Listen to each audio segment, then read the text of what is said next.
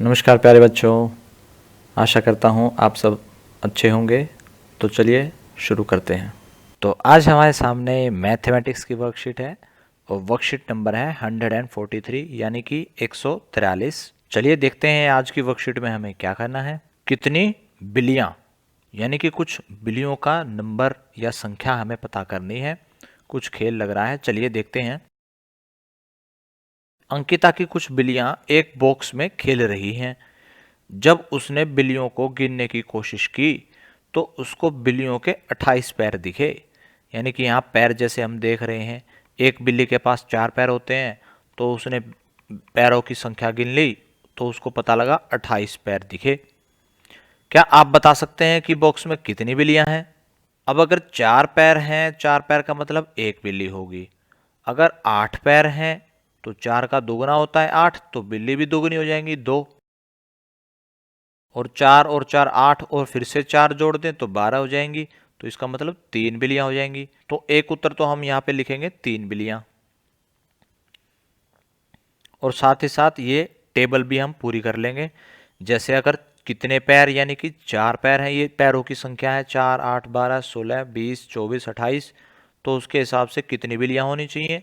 अगर 4 पैर हैं तो एक बिल्ली होनी चाहिए, 8 पैर हैं तो 2, फिर 3 आ जाएगा यहाँ पर, फिर 12 और 4 पैर और जुड़ गए यानी कि एक बिल्ली और जुड़ गई तो 4, फिर 4 पैर और जुड़ गए, 16 में 4 पैर जुड़ने के बाद 20 पैर हो गए। तो 4 बिल्ली के बाद एक बिल्ली और जुड़ जाएगी, क्यों? क्योंकि 4 पैर जुड़े थे, 4 पैर का मतलब एक बिल्ली, तो यहाँ 5 बिल्ली, फिर यहाँ 6, फिर यहाँ 7, क्यों? क्योंकि 20 और 4 24 और 4 28, 4 4 पैर जोड़ते जा रहे हैं, एक एक बिल्ली जोड़ते जा रहे हैं। तो इसका मतलब हम ये देख सकते हैं कि 4 को 2 बार जोड़ने पर 8 आता है, 3 बार जोड़ने पर 12 आता है, 4 बार जोड़ने पर 16 आता है। ये तो हमें पता है, 4 का पहाड़ा ऐसे ही होता है। तो इसका मतलब 28 पैर का मतलब ये है 4 के पहाड़े में 28 कितनी संख्या पे आया? 4 के पहाड़े में 8 भी आता है, 12 भी, 16 भी, 20 भी, 24 भी, 28 भी। कितने पे आया है 4 के पहाड़े में? एक पर तो आया है 4, और 3 पर आया है 12, और ऐसे ही 6 पे आया है 24, और 7 पे 28। तो हम ये भी देख सकते थे कि 28 पैर हैं। अब एक बिल्ली के 4 पैर हैं, तो 28 को 4 से भाग दे सकते हैं और साथ में हमें पता लग जाएगा कि 7 बिल्लियां हैं। तो हमारा उत्तर यहाँ क्या आ जाएगा? 7 बिल्लियां। तो हम यहाँ उत्तर क्या लिखेंगे? एक तो ये टेबल हमें पूरी करनी है और 3 बिल्लियां यहाँ लिखना है। इसमें हम यहाँ ये सब लिख देंगे। हमारा उत्तर हो जाएगा 7 बिल्लियां। चलिए देखते हैं आगे, प्रश्न देखते हैं। पहला प्रश्न क्या कहता है? तनय ने अपनी मुर्गियों को एक बक्से में रखा है और उसने 30 पैर गिने। अब यहाँ पे मुर्गियां हैं, बिल्लियों के तो 4 पैर थे, एक बिल्ली के 4 पैर, मुर्गी के कितने पैर होंगे? 2 पैर होंगे। अब उसने 30 पैर गिने, तो बक्से में कितनी मुर्गियां होंगी? तो इसी हिसाब से अगर हम टेबल बनाएं, पहले 2 पैर, फिर 4 पैर, फिर 6 पैर दिखेंगे। 2 4 6 8, और फिर से 2 और जुड़ गया 10 12 14, यानी कि 2 का पहाड़ा चलेगा। अब 2 के पहाड़े में हम 30 पर कहाँ पहुंचेंगे? 10 पर जाके तो 20 पर पहुंचेंगे, फिर 20 से आगे 10, 10 और चलना है 30 पर पहुंचने के लिए, 10 आता है 5 पर, तो यानी कि 10 बार तो चलेंगे ही चलेंगे, और 5 बार फिर से और चलना पड़ेगा, 15 बार चलना पड़ेगा। तो यानी कि हमें पता लग गया 15 का दुगना होता है 30, इसका मतलब 15 मुर्गी होंगी। तो आप चाहे तो ये टेबल बना के भी लिख सकते हैं, या फिर लिख सकते हैं 2 पैर का मतलब है 1 मुर्गी, तो 20 पैर का मतलब है 10 मुर्गी। ऐसे ही 10 पैर का मतलब है 5 मुर्गी। तो 20 और 10 पैर कितने हो गए? 30 पैर हो गए। तो कुल मिला के हमारे पास 15 मुर्गी हो गई जोड़ के, ऐसे भी लिख सकते हैं। अगला प्रश्न देखते हैं। शालू 42 दिनों से गांव में अपनी दादी के घर नहीं गई है, तो वह कितने हफ्तों के लिए अपनी दादी से दूर है? अब कितने दिनों से दूर है? 42 दिनों से दूर है। तो हमें ये बताने हैं कितने हफ्तों से दूर हो गई। अब हमें पता है एक हफ्ते में 7 दिन होते हैं, तो 7 दिन का मतलब है एक हफ्ता। तो ऐसे ही 42 दिन के लिए दूर थी, तो ये पहले हफ्ते के 7 दिन, फिर से दूसरे हफ्ते के एक और 7 दिन, तो ये हो गए हमारे 14 दिन, और तीसरा हफ्ता जब होगा तो ये हमारे हो जाएंगे 21 दिन।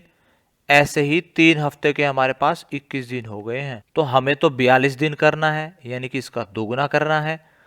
तो 3 हफ्ते के बजाय 6 हफ्ते तक वो दूर रही है अपनी दादी माँ से। तो इसको हम कैसे लिखेंगे? इसमें हम लिख सकते हैं, यहाँ पर 7 का पहाड़ा चलाना पड़ेगा।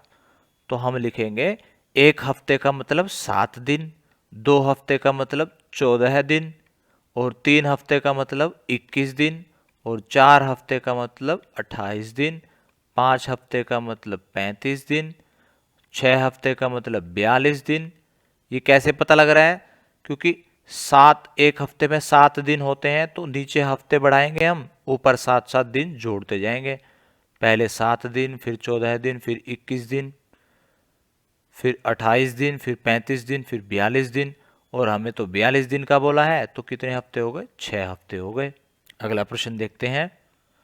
विवेक ने 13 बुक शेल्फ में 117 पुस्तकों की व्यवस्था इस तरह से की थी कि प्रत्येक शेल्फ में पुस्तकों की संख्या बराबर थी।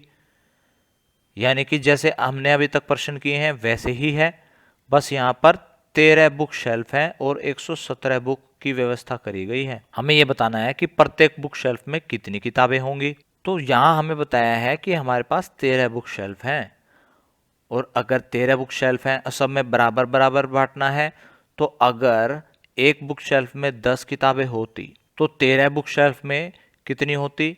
अब जैसे हम देख सकते हैं 10 किताबें यहाँ, 10 किताबें दूसरी में, ऐसे ही 10 किताबें तीसरी में, 10 किताबें चौथी में, 10 किताबें पांचवी में, 10 किताबें छठी में, 10 किताबें सातवीं में, 10 किताबें आठवीं में, 10 किताबें नौवीं में, 10 किताबें 10वीं में, और 11वीं में, 12वीं में और 13वीं में। अब इनको अगर हम गिने 10, 20, 30, 40, 50, 60, और 60 और 10 70, और 10 80, और 10 90, और 10 100, और 10 110, और 10 120, और 10 130।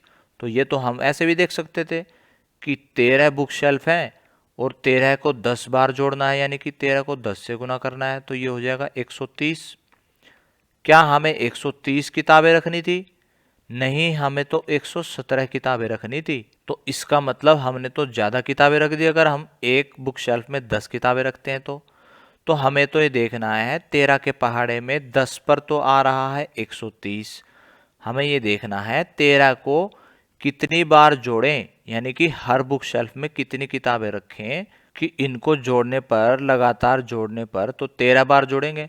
13 बार किस संख्या को जोड़ा जाए कि हमें 117 मिले। अब 13 के पहाड़े में 117 कहाँ आता है, हमें यही पता लगाना है। अब 13 का पहाड़ा कैसे पता करेंगे हम? 13 का पहाड़ा बिल्कुल आसान तरीके से लिख सकते हैं। 13 होता है 10 और 3, तो इधर 10 का पहाड़ा चला देंगे, इधर 3 का पहाड़ा चला देंगे और उसको जोड़ देंगे। तो हम देख सकते हैं 10 और 3 13 होता है। ऐसे ही अगर हम 13 को एक बार जोड़े तो हमें 13 मिलना चाहिए, 13 को 2 बार जोड़ेंगे तो 26 मिलना चाहिए। यानी कि 13 को 2 बार जोड़ने का मतलब क्या है? 10 को भी 2 बार जोड़ना है, यानी कि 20 बनाना है, और साथ ही 3 को भी 2 बार जोड़ना है, यानी कि 6, और फिर उन दोनों को आपस में भी जोड़ना है, 20 और 6 26। तो इधर हमने 10 का पहाड़ा लिख दिया, इधर 3 का पहाड़ा लिख दिया, और दोनों को जोड़कर हम 13 का पहाड़ा बना सकते हैं। अब हमें यह बताना था कि 13 को किससे गुना करना है कि 117 हमें मिले। तो हमें दिख रहा है 13 के पहाड़े में 117 9 पर आता है। तो हमें ये पता लग गया 13 को 9 बार जोड़ना पड़ेगा, तब जाके हमें 117 मिलेगा।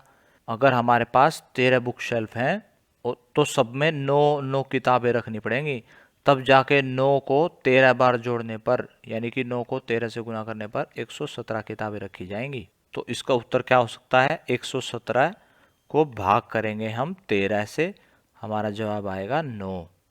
और साथ ही इसका जवाब क्या होगा? इसको हम 42 को भाग करेंगे 7 से, इसका जवाब हो जाएगा 6। और यहाँ पे 30 को भाग करेंगे 2 से, इसका जवाब हो जाएगा 15। तो हम ऐसे भी भाग करना सीख गए हैं और ऐसे भी भाग करना सीख गए हैं। आज की क्लास यहीं ख़त्म होती है। अगर आपके कुछ डाउट्स अभी भी बाकी हैं तो आप कमेंट सेक्शन में पूछ सकते हैं। कल फिर मिलेंगे, कुछ नया सीखेंगे। तब तक के लिए धन्यवाद। जय हिंद।